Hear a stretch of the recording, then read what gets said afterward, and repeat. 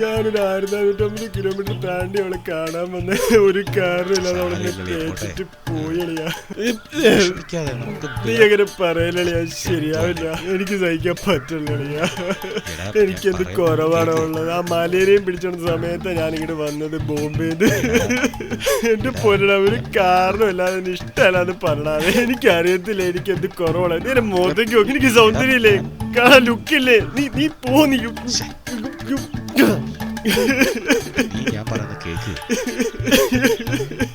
എനിക്ക് പറ്റില്ല.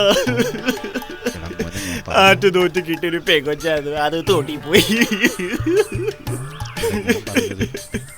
എടാ, അവിടെ തേക്കാൻ മാത്രം എനിക്ക് എന്ത് കുറവാണോ ഉള്ളേ. ഒറ്റ പ്രാവശ്യമാണ് അതിനെ കണ്ടിട്ടുള്ളൂ. എന്റെ മുന്നേ എനിക്ക് സഹിക്കാൻ പറ്റില്ലടാ. അളിയ നീ പറടാ, എനിക്ക് എന്ത് കുറവാടാ ഉള്ളേ. നീ പറ എന്റെ പൊന്നേ, എനിക്ക് സഹിക്കാൻ പറ്റില്ലടാ. എന്നാലും അളിയ, നിന്നെ ഒരുപാട് പേര് തേച്ചിട്ട് പോയല്ലേ, അപ്പൊ എന്തേലും ഒരു കാരണം ഉണ്ടായിരിക്കുമല്ലോ. ശരിയാളിയാ, എന്തേലും കുഴപ്പമുണ്ടായിരിക്കും, അല്ലെങ്കിൽ എനിക്ക് അവസ്ഥ വരുമോ.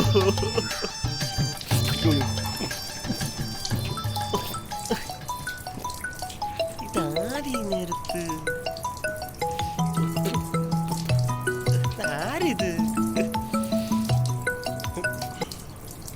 ഹലോ ഹലോ, ഇത് മുകേഷ് സാറിന്റെ നമ്പറാണോ? അല്ല അതാരിത്? ഓ അല്ലേ, സോറി, നമ്പർ മാറിപ്പോയതാട്ടോ. Hello sorry. ഹലോ,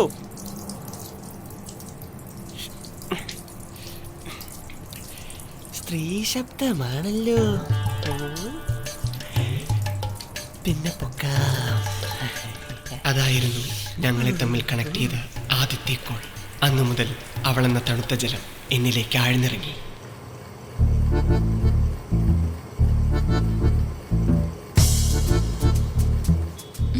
ഹലോ,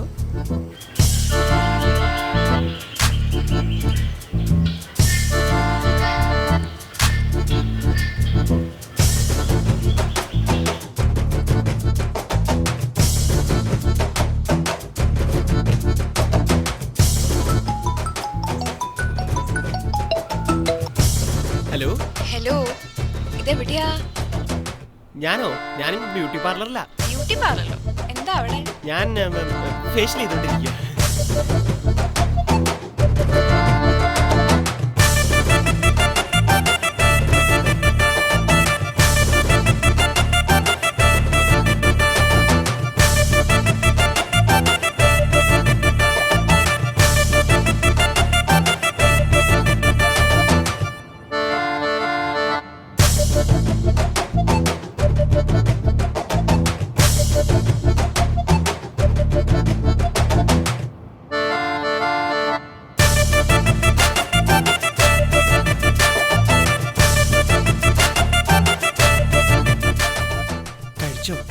ഓ, ഞാൻ കഴിച്ചു.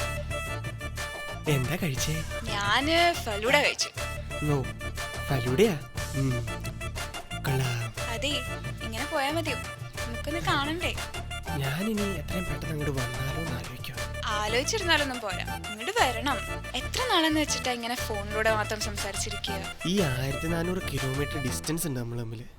അയിന് എനിക്കിനി നിന്നെ കാണാതിരിക്കാൻ വയ്യ. എനിക്കും അങ്ങനെ തന്നെയാ. പക്ഷേ ഈ ദൂരത്തൊക്കെ പോയി ജോലി ചെയ്യുമ്പോ അങ്ങനെയല്ലടോ, എന്നാലും നമ്മൾ തമ്മിലൊന്ന് കാണണ്ടേ? ആ, അതിനല്ല ഞാനും പറയണേ. നീയാണെങ്കി വീഡിയോ കോൾ വരത്തുമില്ല. എപ്പ ചോദിച്ചാലും അമ്മ എടുത്തുണ്ട്, അപ്പനെടുത്തുണ്ട്. എനിക്കാണെങ്കിൽ കാണാതിരിക്കാനും പറ്റില്ല.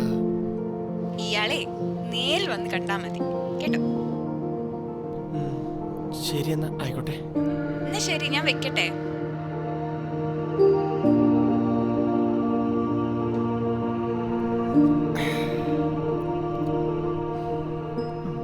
അങ്ങനെ ബോംബെയിൽ നിന്നും കുറച്ച് നാളത്തെ ലീവ് ചോദിച്ച് ഞാൻ അവളെ കാണാൻ അവളുടെ നാട്ടിലെത്തി.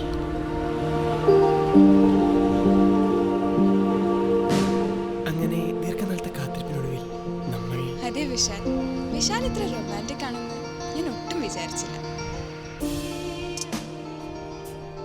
അതാ നോക്കൂ ശ്രീ, എത്ര മനോഹരമാണ് ഈ കായൽ അല്ലേ?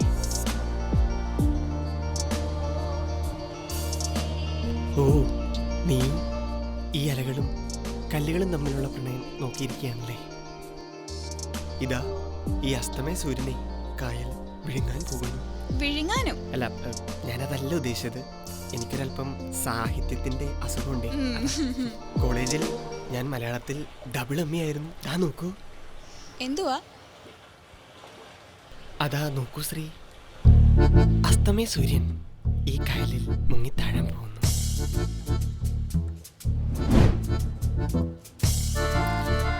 ആഹാ, എത്ര മനോഹരമല്ലേ?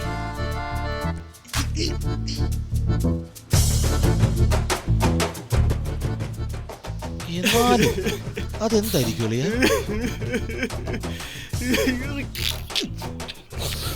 എനിക്കതറിയില്ല.